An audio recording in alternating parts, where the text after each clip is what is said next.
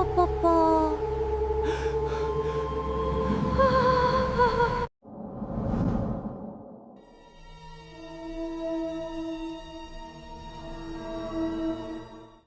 Hello friends, ஹச்சிஷா குசாமா இந்த பேரை கேட்குறதுக்கே கொஞ்சம் வித்தியாசம் இருக்குல்ல. இந்த பேர் எந்த அளவுக்கு வித்தியாசமாக இருக்கோ அதே அளவுக்கு வித்தியாசமாகவும் பயமுறுத்தக்கூடிய தோட்டத்தில் இருக்கக்கூடியது தான் இந்த ஹச்சிஷா குசாமா. இதனுடைய தோற்றத்தை பற்றி சொல்லணும் அப்படின்னா, இந்த ஒரு பேய் கிட்டத்தட்ட 8 அடி வரைக்கும் இருக்கும்னு சொல்லப்படுது. அப்படி 8 அடிக்கு வெள்ளை கலர் ட்ரெஸ்ஸை போட்டுட்டு தலையில் ஒரு வைக்கோலான தொப்பியை ஒன்று போட்டுட்டு இந்த பேய் இருக்கும். இப்படிப்பட்ட இந்த பேய் சின்ன குழந்தைகளை மட்டும்தான் குறி வச்சுக்கொள்ளும். இப்போ நான் சொல்ல போகிறத நல்லா இமேஜின் பண்ணி பாருங்கள். இப்போ நீங்கள் உங்களுடைய எக்ஸாம் லீவெல்லாம் முடிச்சுட்டு உங்களுடைய தாத்தா பாட்டி வீட்டுக்கு போகிறீங்க. அப்படி போன அந்த இடத்துல நீங்கள் ஒரு பேயால் பாதிக்கப்பட்டு ஒரு பேயால் அவஸ்தைப்படுறீங்க. இப்போ நீங்கள் என்ன பண்ணுவீங்க? அப்படி நீங்கள் பேயால் மாட்டிக்கிட்டீங்க அப்படின்னா என்ன பண்ணுவீங்க அப்படிங்கிறத மறக்காமல் கமெண்ட்டில் சொல்லுங்கள். அப்படி ஜான் அப்படின்ற ஒரு 12 வயசு பையனுக்கு நடந்த ஒரு சுவாரஸ்யமான திகில் அர்பன் லெஜண்ட் சம்பவத்தை பற்றி தான் இன்னைக்கு இந்த வீடியோவில் பார்க்க போகிறோம். இந்த ஒரு வீடியோ பயங்கரமாக த்ரில்லிங் மற்றும் திகிலோடு இருக்க போகுது. ஸோ இந்த ஒரு வீடியோவை ஸ்கிப் பண்ணாமல் கடைசி வரைக்கும் பாருங்கள். இதே மாதிரி திகில் சம்பவங்கள் உங்கள் வாழ்க்கையில் நடந்து அது நம்ம சேனலில் வரணும் அப்படின்னு நீங்கள் நினச்சிங்கன்னா உங்களுக்கு நடந்த சம்பவத்தை மறக்காமல் நமக்கு நீங்கள் ஷேர் பண்ணுங்கள். அப்படி நீங்கள் ஷேர் பண்ணுற அந்த சம்பவம் த்ரில்லிங் நடந்துச்சுன்னா கண்டிப்பாக நம்ம சேனலில் போஸ்ட் பண்ணுறேன். ஓகே, வாங்க வீடியோக்குள்ளே போகலாம்.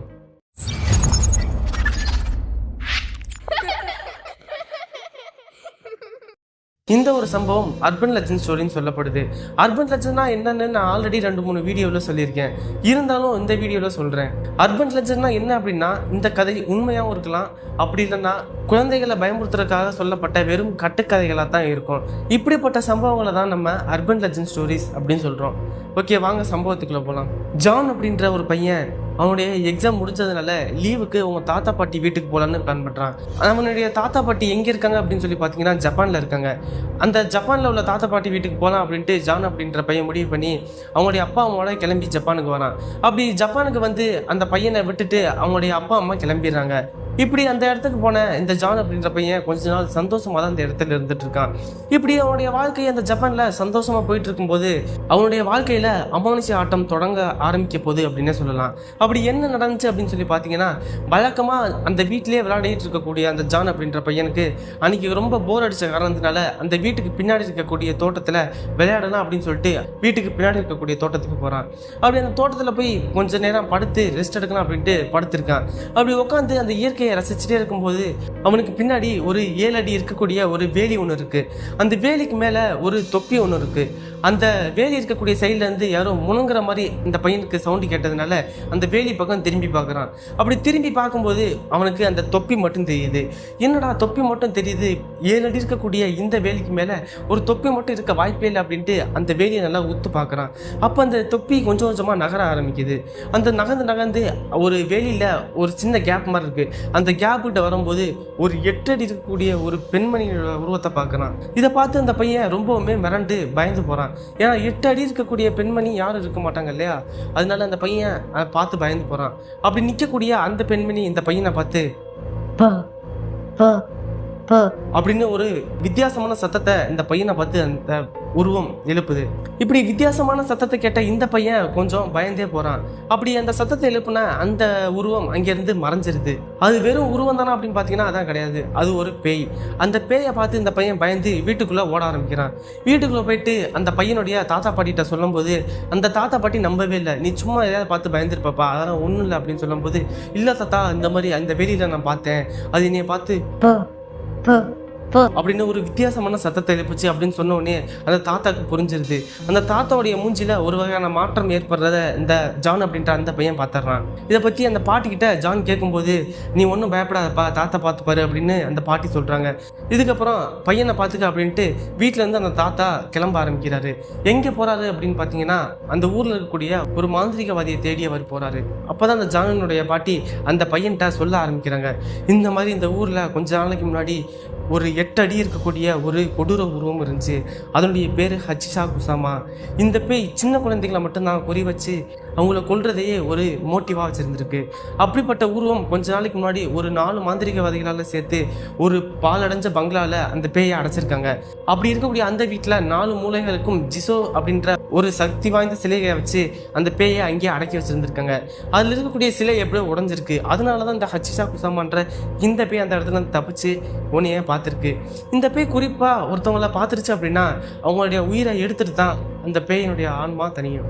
நீ ஒன்றும் கவலைப்படாத, தாத்தா உன்னை காப்பாற்றிடுவாரு அப்படின்னு அந்த பாட்டி அந்த ஜான் அப்படின்ற அந்த பையன்ட்ட நம்பிக்கையாக சொல்கிறாங்க. இப்படி மாந்திரிகவாதியை தேடி போன அந்த தாத்தா வீட்டுக்கும் வராரு. கூடவே ஒரு மாந்திரிகவாதியையும் கூட்டிட்டு வராரு. அப்படி வந்து அந்த மாந்திரிகவாதி அந்த பையனை பார்த்து, நீ ஒன்றும் பயப்படாத, நான் இருக்கேன், எப்படியாவது உன்னை இதுலேருந்து காப்பாற்றிடுறேன் அப்படின்ட்டு அந்த பையன் மேலே சடங்குகளை நடத்த ஆரம்பிக்கிறாரு.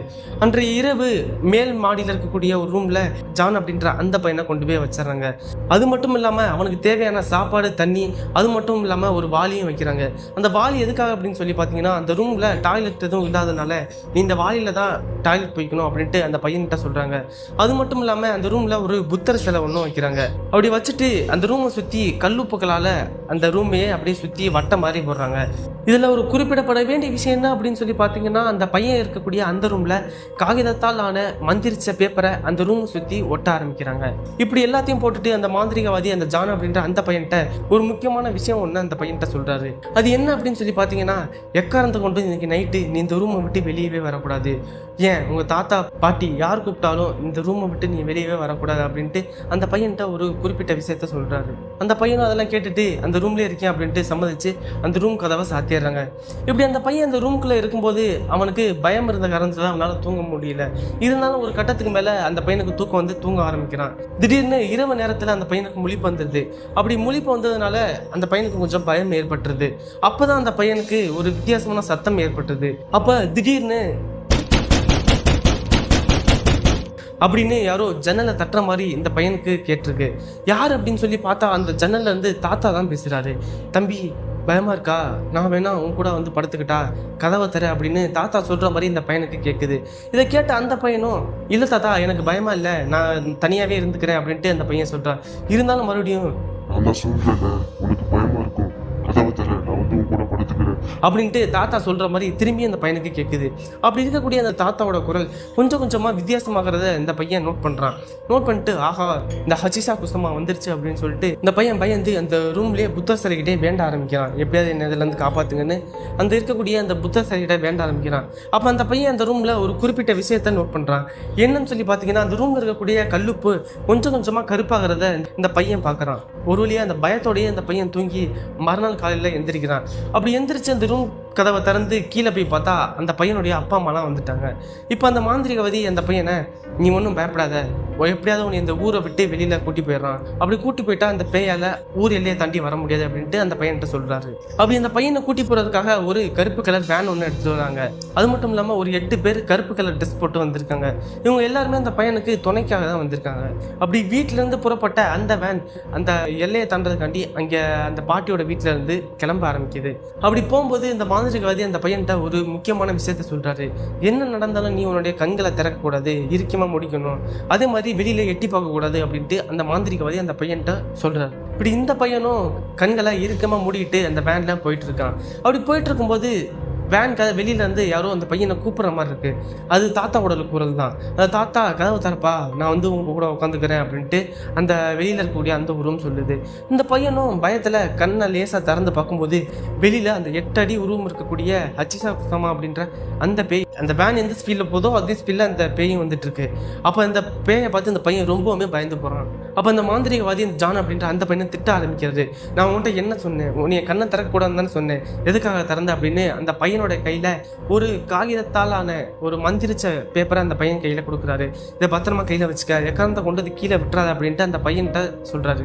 இதுல ஒரு குறிப்பிடப்பட வேண்டிய விஷயம் என்னன்னு சொல்லி பாத்தீங்கன்னா, அந்த வேனை ஓட்டுறதே அந்த பையனுடைய தாத்தா தான். அந்த தாத்தா பக்கத்துல தான் இந்த மாந்திரிகவாதி உட்காந்துட்டு வராது. இப்படி இருக்கும்போது அந்த பக்கத்துல தாத்தாவோட குரல் கேட்டு இந்த பையன் தெரியாம கண்ணை திறந்து அந்த பேயை பார்த்துட்டான். ஸோ ஒரு வழியா அந்த ஊர் எல்லையை தாண்டி இந்த பையனை பத்திரமா கொண்டு போய் இறக்கிடுறாங்க.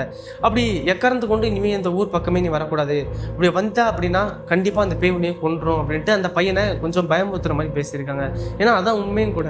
அப்படி ஊர்ல இருந்து கிளம்பி போன அந்த ஜான் அவங்களுடைய தாத்தா இறப்புக்கும் கூட இங்கே வரல. அப்படி தாத்தா இறப்புக்கு நானும் வருவேன் அப்படின்ட்டு அந்த பையன் அடம் பிடிச்சதுனால அந்த பையனை கூப்பிடல. அதுக்கு காரணம் என்னன்னு சொல்லி பார்த்தீங்கன்னா, அந்த தாத்தா சாகிறதுக்கு முன்னாடியே ஒரு பேப்பரில் ஒரு லெட்டர் ஒன்று எழுதி வச்சிருக்காரு. என்னுடைய இறப்புக்கு அந்த ஜான் அப்படின்ற அந்த பையன் மட்டும் வரவே கூடாது, அப்படி வந்தான் அப்படின்னா அந்த பையன் உயிருக்கு ஆபத்தாகும் அப்படின்ட்டு அவர் இறக்குறதுக்கு முன்னாடியே ஒரு லெட்டர் ஒன்று எழுதி வச்சிருக்காரு. இப்படி தாத்தா இறப்பில் நம்மளால் பங்கேற்க கூட முடியல அப்படின்ட்டு அந்த பையன் ரொம்பவுமே மனசுடைஞ்சு அழுக ஆரம்பிக்கிறான். இப்படி நாட்கள் வருஷங்கள் ஆகுது. அப்படி வருஷங்கள் போக போக இந்த பாட்டிக்கும் கொஞ்சம் உடல்நிலை சரியில்லாமல் ஆகுது.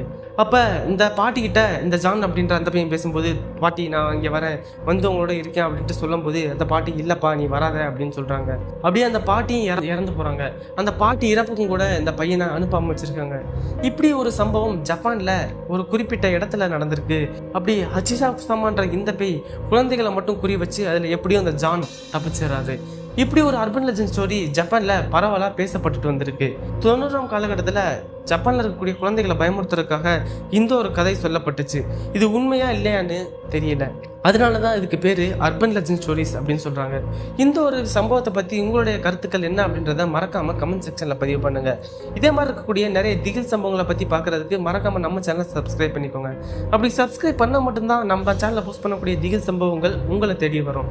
அப்படிப்பட்ட திகில் சம்பவங்கள் உங்கள் வாழ்க்கையிலே நடந்து அந்த சம்பவம் நம்ம சேனலில் வரணும் அப்படின்னு நீங்கள் நினச்சிங்கன்னா உங்களுக்கு நடந்த சம்பவத்தை எனக்கு நீங்கள் ஷேர் பண்ணுங்கள்.